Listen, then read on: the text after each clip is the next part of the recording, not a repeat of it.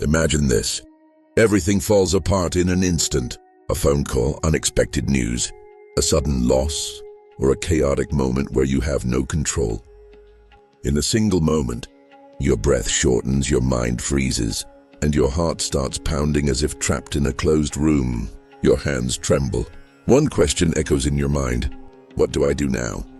If you've ever felt this, you're not alone. And the good news is, even in the midst of these emotions, it is possible to regain full control.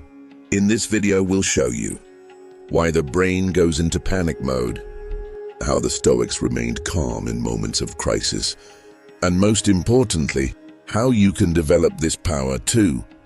If you want to learn how to catch your breath, manage your emotions, and keep a clear mind even in the middle of a storm, you're in the right place.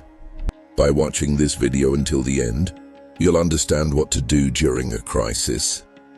You'll learn how to manage your reactions, and most importantly, you'll discover the power of inner calm. Remember, the techniques you'll learn in this video have the power to transform your life. Together, we'll uncover ways to protect and empower yourself.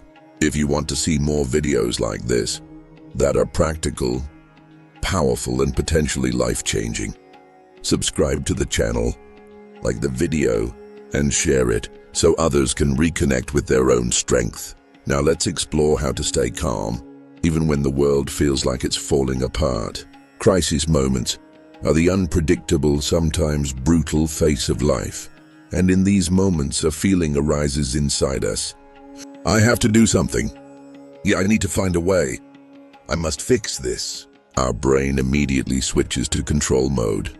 It tries to analyze every detail of the event, builds endless scenarios, calculates every possibility. But all this only exhausts us, increases fear, and makes us feel powerless. When in reality, true strength doesn't lie in controlling everything. It lies in knowing what to let go of. In fact, there are very few things in life that we can fully control. We can't control the weather. We can't control other people's behavior.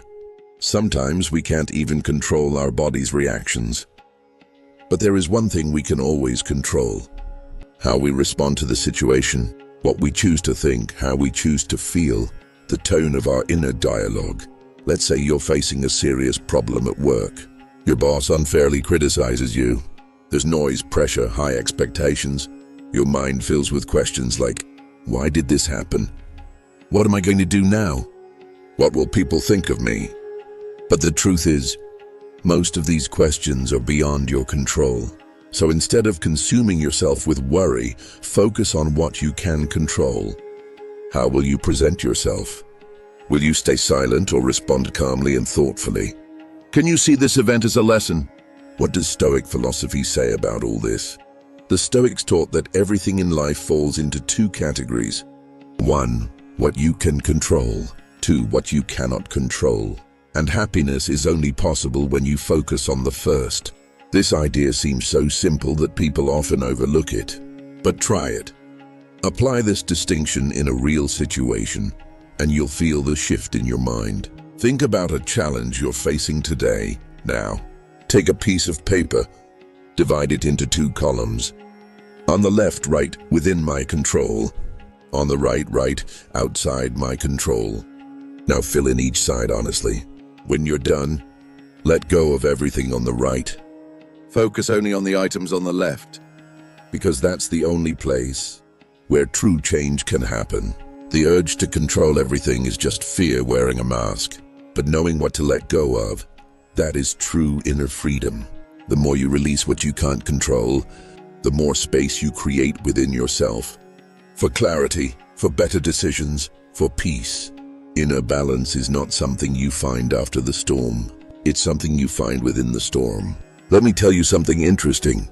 In moments of crisis, your body instantly switches into survival mode. Your heart beats faster, your muscles tense up, your breathing becomes shallow and quick.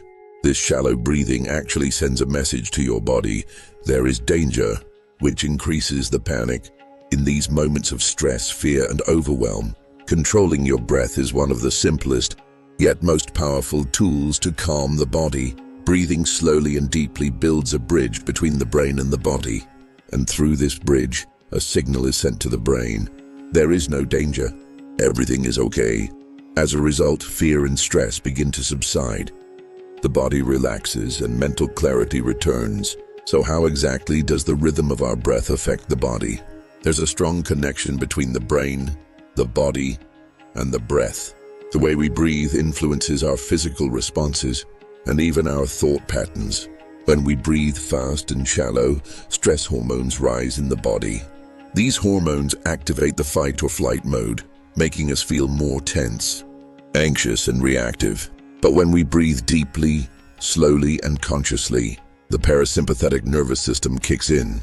This system calms the body, slows the heart rate, lowers blood pressure, and soothes the mind.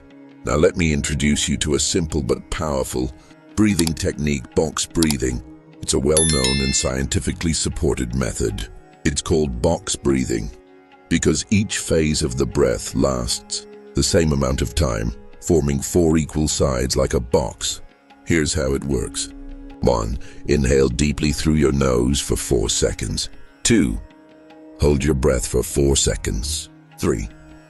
Exhale slowly through your mouth for 4 seconds. 4. Hold again for 4 seconds before your next inhale. Repeat this cycle at least 4 or 5 times. It creates a calming link between body and mind. During a stressful moment, using this technique can ease panic and sharpen focus.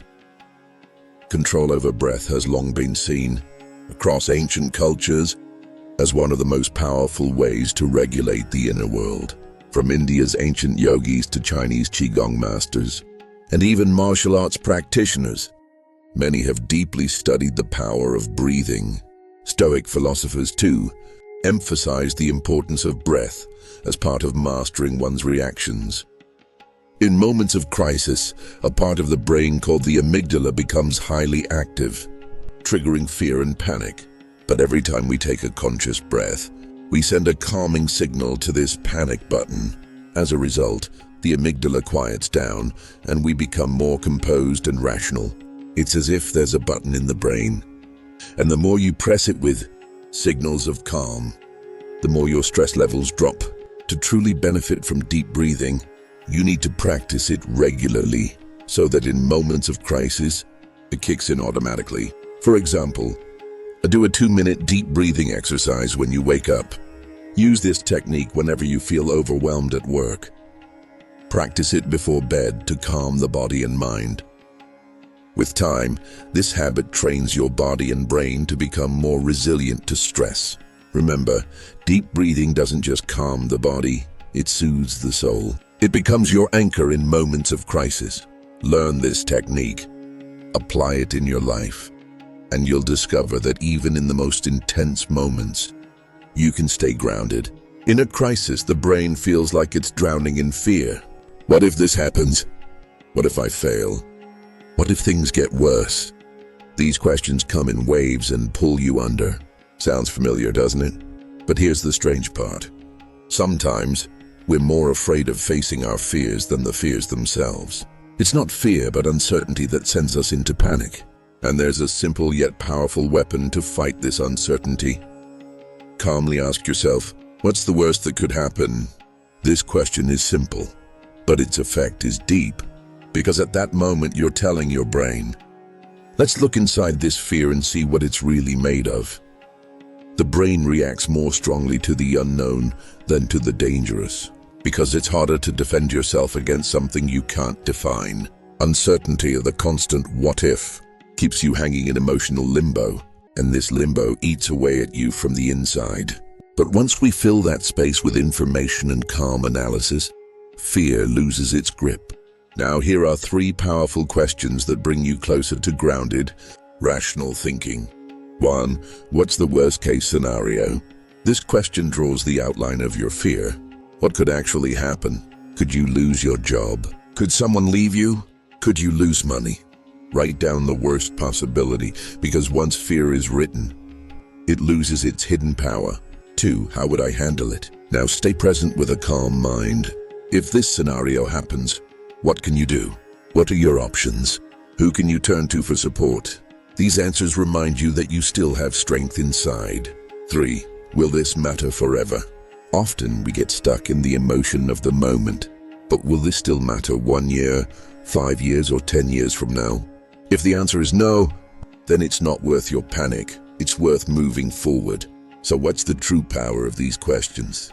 They help you step outside the fear and observe it from above. Instead of drowning in it, you rise above it. And most of the time, you'll see that what you feared either won't happen, or if it does, you are capable of handling it. Stoic philosopher Seneca once said, "We suffer more often in imagination than in reality." A small practice, try it now. You can try this right now. In fact, I encourage you to. Think of a situation that's currently bothering you. Sit quietly, take a moment, and ask yourself these 3 questions. Don't rush. Really search for the answers. It's even more effective if you write them down. For example, worst case scenario, I lose my job. How would I handle it? I'll use my experience to find another job. Will it affect my life forever? No, it's just a temporary challenge. These questions give you power. They show you that you are not helpless. Fear is not in control. You are. You can see the fear, name it, and manage it. And here's what's important. Facing the worst case scenario doesn't weaken you. It liberates you. Instead of running from fear, walking toward it gives you both mental and emotional strength. The fear you question begins to quiet down, but the fear you never question, it controls you from within. Let me tell you something important. In crisis, the brain feels like it's trapped in a maze. We get stuck in the past. I wish I hadn't done that. Why did I say that? If only I could change that moment. Or we start imagining worst-case future scenarios. What if things go wrong tomorrow? What if this gets worse? What if this is the end? But none of these questions can be answered here and now. They drag us away from the present and push us into panic. Yet the truth is, the only moment you truly have is this one. The brain interprets fear as a danger signal, but it doesn't always know whether that danger is real or imagined. Regret from the past and worry about the future trigger the same internal panic. So what can you do? You must send your brain a message. I'm not in danger. I'm here. I'm safe. And the good news is, this can be done through simple techniques. 3 simple steps to return to the present moment. These practices are easy but powerful. Use them during intense moments, and your brain will slowly return to reality. Your thoughts will begin to stabilize. 1. Look around and name 3 things you can see.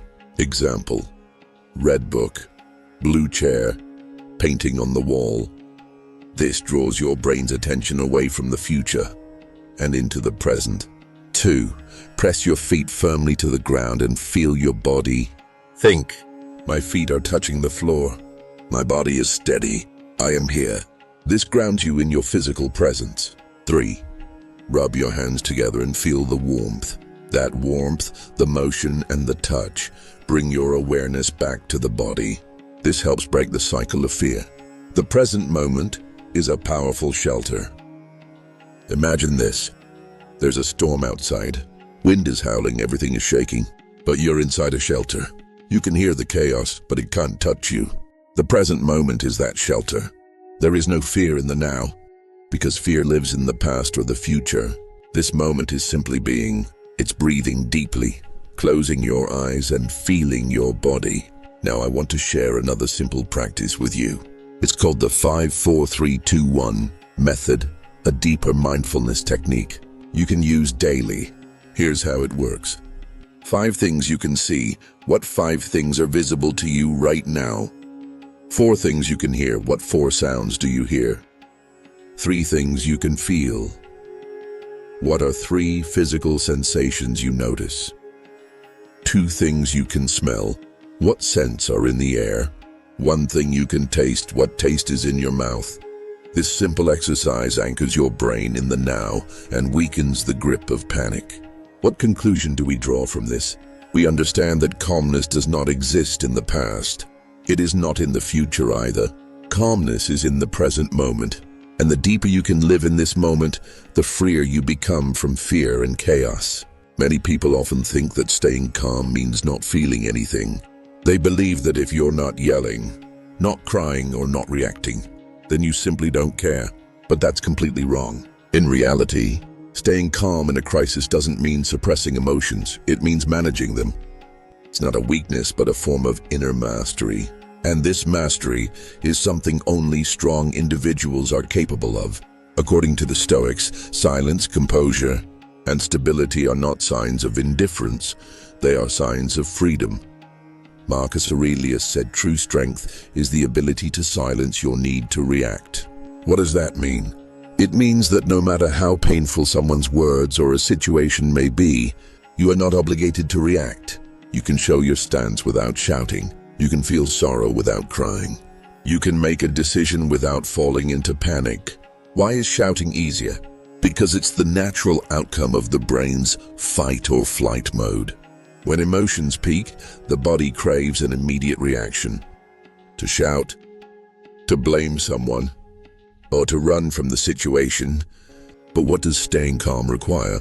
Thinking, looking inward, taking control, and that requires training. It's a habit, like an inner muscle that grows stronger with every crisis. Being silent doesn't mean nothing is happening inside. On the contrary, you might have a storm within, fear, anxiety, pain. But you're learning how to adjust yourself within that storm. That means you don't reject your emotions. You simply don't let them control you. You hold back your reaction because your thoughts are stronger than your emotions. You find strength within calm, because true power is born not from shouting, but from self-awareness. Imagine someone throws a stone at you. A reactive person picks up the stone and throws it back.